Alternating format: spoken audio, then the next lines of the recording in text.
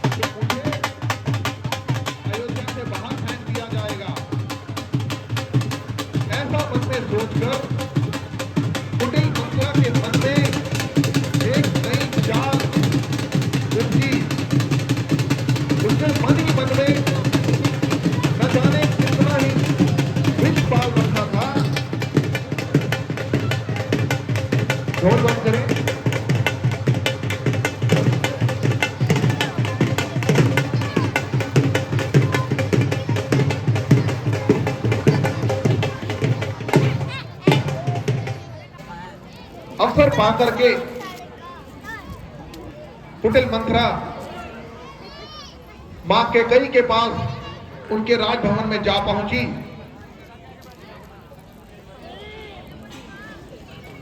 मन में विष का प्याला लिए हुए, अपने भाव रखते हुए जाकर के माता कैकेयी के सामने अपने विचार रखती हैं। महारानी की जय हो, महारानी की जय हो, महारानी की जय हो। मां कैकेयी उठ करके उनका अभिवादन स्वीकार करते हैं। कैकेयी कहती है, आओ मंत्रा, क्या बात, कैसे आना हुआ? मंत्रा कहती है, कैकेयी तुमने सुना राम को अयोध्या का राजा घोषित किया जा रहा है, मेरे राम को अयोध्या का राजा बनाया जाएगा। ये देख करके कि कैकेयी इतना खुश हो गई, मंत्रा को बड़ा ही क्रोध आया। कहने लगी, तुम्हारे पुत्र को अयोध्या से धक्के मार करके बाहर निकाल दिया जाएगा। कैकेयी ने कहा, नहीं नहीं, ऐसा नहीं हो सकता, राम मेरे प्रिय हैं, मुझे भरत से भी बढ़कर प्रिय हैं। लेकिन कुटिल मंत्रा ने बहकाई, कैकेयी ने ये बात सुनाई। कुटिल मंत्रा की बात कहीं ना कहीं रानी कैकेयी के हृदय में घर कर गई और कैकेयी अपने कोप भवन में चली गई। कोप भवन का अर्थ होता है जहां पर कुपित होकर क्रोध के रूप में जाकर के अपनी किसी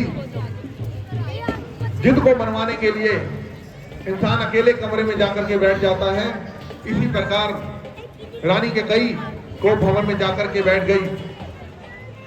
अपनी रानी कोप भवन में थी, इसका संदेश मंत्रा ने आकर के राजा दशरथ को दिया कि आपको महाराज की जय हो। कुटिल मंत्रा, जिसे कुबड़ी मंत्रा भी कहा जाता है क्योंकि उसकी कमर झुकी हुई थी, राज दरबार में पहुंची। महाराज की जय हो, महाराज की जय हो। राजा दशरथ ने कहा, कहो दासी, कैसे आना हुआ? मंत्रा ने कहा, हे महाराज, आप यहाँ खुशियां मना रहे हैं और वहां रानी कैकेयी कोप भवन में बैठी हैं। देखिए उनकी अवस्था ठीक नहीं है, न जाने उन्हें क्या हो गया, आप शीघ्रता से वहां चलिए। ऐसे वचन सुन करके महाराज भी बड़े चिंतित हुए और कोप भवन की तरफ चल दिए। यहां दूसरी चाल भी रानी कैकेयी के मन में जो कुटिल मंत्रा ने विष भरा था, अब वो बाहर आने लगा। रानी ने कहा, महाराज, देवासुर संग्राम के समय मैंने आपकी मदद की थी। उस समय आप वो युद्ध हारने के कगार पर थे, लेकिन शतरानी होते हुए मैंने उस युद्ध में आपको विजय दिलवाई थी और आपने प्रसन्न होकर के मुझे कहा था कि कैकेयी, मुझसे जो भी तुम मांगना चाहो मांग सकती हो, 2 वरदान तुम मुझसे कभी भी ले सकती हो। महाराज ने कहा, हाँ हाँ मुझे याद है रानी, इसमें कोई भूलने वाली बात नहीं है। मेरे द्वारा दिए गए वचन आज भी कायम है। रघुकुल रीत सदा चली आई, प्राण जाए पर वचन न जाई। रघुकुल की प्रथा है, रघुकुल की मर्यादा है कि मैं अपना शीश कटवा दूंगा, लेकिन अपनी दिए हुए वचन से नहीं फिरूंगा। कैकेयी ने कहा, तो ठीक है राजन, आज समय आ गया है, मुझे मेरे 2 वरदान दे दो। महाराज दशरथ ने कहा, आदेश करो, तुम्हें क्या चाहिए? कैकेयी ने कहा, सबसे पहले कल जो राज तिलक होगा वो राम का नहीं, मेरे पुत्र भरत का होगा। ऐसा सुनते ही महाराज चकित हो गए, हैरान हो गए कि कैकेयी, ये तुम क्या कह रही हो? राम तो तुम्हें सबसे प्रिय थे और बड़े पुत्र होने के नाते ये बड़े पुत्र का हक होता है कि उसका राज तिलक किया जाए, राजगद्दी उसे दी जाए। कैकेयी ने कहा, महाराज, यदि आप अपने वचन से मुकर रहे हैं तो मुकर जाइए। रघुकुल की मर्यादा को कलंकित करना चाहते हैं तो अपनी जबान से मुकर जाइए। महाराज ने कहा, नहीं नहीं नहीं, ऐसा नहीं हो सकता। कैकेयी ने कहा, महाराज, आपने मेरा पहला वचन तो सुन लिया कि भरत को अयोध्या का राजा बनाया जाए, और दूसरा वचन ध्यान से सुनिए।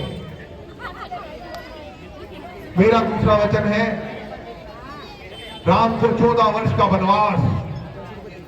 ऐसा सुनते ही राजा दशरथ भूमि पर गिर पड़े। उनके हृदय पर बहुत आघात पहुंचा कि नहीं रानी, ये क्या कह रही हो? कैकेयी ने कहा, तापस वेश विशेष उदासी, 14 वर्ष राम वनवासी। तपस्वियों के वेश में राम को 14 वर्ष के लिए वन में विचरण करना होगा और मेरे राम को, मेरे भरत को अयोध्या का राजा घोषित किया जाए। का सामना करना पड़ता है, किस किस परिस्थिति का सामना करना पड़ता है, उसी को दर्शाते हुए प्रभु राम को भवन के अंदर पहुंचते हैं। जा करके सबसे पहले मां कैकेयी को प्रणाम करते हैं, चरणों को स्पर्श करते हैं, लेकिन कैकेयी अपना मुंह फेर देती है, उनको आशीर्वाद तक नहीं देती। प्रभु राम कहते हैं, मां, ऐसा क्या हुआ, आज आपने मुझसे मुख फेर दिया? कैकेयी कहती है, मुझसे नहीं, अपने पिताजी से पूछो। प्रभु राम ने देखा महाराज दशरथ मूर्छित अवस्था में धरती पर पड़े हैं।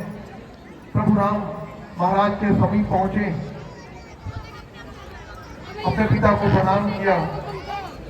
पिताश्री, हे महाराज, ये क्या हुआ आपको? आपकी ये दशा किस प्रकार से हो गई? ऐसा क्या हुआ प्रभु? लेकिन राजा दशरथ कुछ ना बोलने की अवस्था में केवल मुख से राम राम राम का उच्चारण।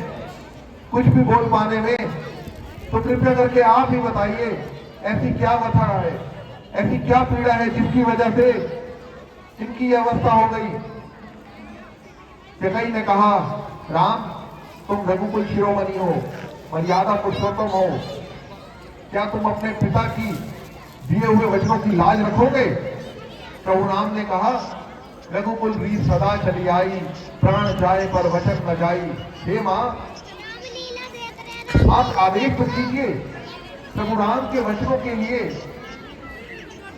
प्रभु राम के द्वारा महाराज दशरथ के जो वचन दिए गए हैं उनकी पूर्ति हेतु ये राम अपना जीवन पर न्यौछावर करने को तैयार है। पूरे का राज तिलक राम का नहीं, मेरे पुत्र भरत का होगा। और दूसरा वचन कि राम तुम्हें 14 वर्ष के लिए तपस्वियों का वेश धारण करके वन में जाना होगा। ऐसा सुनते ही प्रभु मुस्कुराए और मुस्कुरा करके प्राणों से भी प्यारा, ऐसा सुनते ही ये संदेश सीता जी और लक्ष्मण जी तक भी पहुंचा। लक्ष्मण जी ने कहा मुझे भी आज्ञा दीजिए, मेरा भी क्या क्या काम, जहां मेरे भैया प्रभु राम मैं भी वहीं रहूंगा। मर्यादा पुरुषोत्तम प्रभु राम महाराज पिताश्री के दो वचनों की पूर्ति हेतु अपना राजपाट सब कुछ छोड़ करके वन में जाने के लिए तैयार हो जाते हैं। इधर मूर्छित अवस्था में महाराज दशरथ अपने मंत्री सुमंत को बुलावा भेजते हैं। मंत्री सुमंत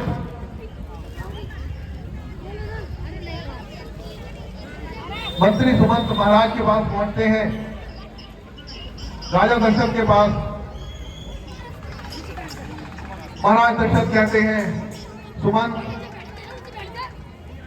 तुम मेरे मंत्री हो, मेरे अनुज हो, मेरे प्रिय हो। कि कई ने पूरी लंका का, मैं समझ जाऊंगा, कि कई ने पूरी अयोध्या का खुशियों को ग्रहण लगा दिया। राम को 14 वर्ष के लिए वनवास भेज दिया और भरत को खुशियां मनाती, नाचती गाती। हमें से बड़ी भीड़ मिलती है, लेकिन रघुकुल की मर्यादा और वचनों का मान रखने के लिए प्रभु राम कहते हैं नहीं महाराज, आपने आपके दिए हुए वचनों की पूर्ति हेतु मैं अपना जीवन तक न्यौछावर कर दूंगा और रघुकुल की मर्यादा को कलंकित नहीं होने दूंगा कि रघुकुल वाले अपने वचनों के पक्के नहीं। ऐसा कहकर के महाराज श्री की आज्ञा लेकर के प्रभु राम, सीता और लक्ष्मण निकल पड़ते हैं वन को। मंत्री सुमंत उनके साथ साथ चलते हैं। बदल गया, एक ही पल के अंदर वे वनवासी रूप में आ गए। अयोध्या को छोड़ करके तमसा नदी के तट पर राम, सीता और लक्ष्मण और मंत्री सुमंत पहुंच जाते हैं तमसा नदी के तट पर।